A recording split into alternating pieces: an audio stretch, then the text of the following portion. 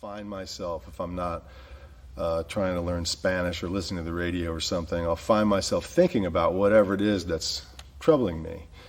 And I'll have that in my mind, and I'll get my backpack out when I get to the base of the climb. I'll put everything on, I'll get ready to go, and I'll be thinking about this thing which is troubling me, and I'll just sort of grow that as I'm walking up. Usually the approach is fairly flat, and then you get to a point when you start to actually really work.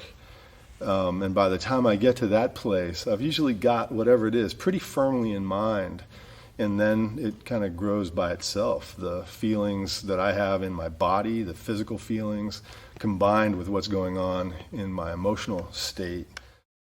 In terms of the mindfulness to current emotions, when I'm hiking, one of the purposes of allowing the emotion to become as intense as it can possibly get for me is it's much easier in that environment to notice that the feeling and whatever it is I'm thinking about are not the same thing, because I'm hiking, I'm in the woods, I'm not in a place where something terrible is likely to happen.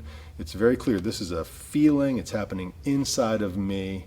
It isn't me, so to speak, even though it's something that I feel, and I can feel very intensely.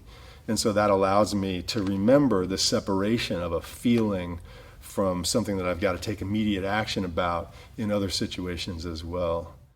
There's action that I'm taking, but I'm not trying to avoid the feeling. And so the feeling just grow and grow, and the stronger I can let it get, the better, because really that's what makes it possible to get it into context. So it's less of a distraction, it's less likely to disrupt my thinking.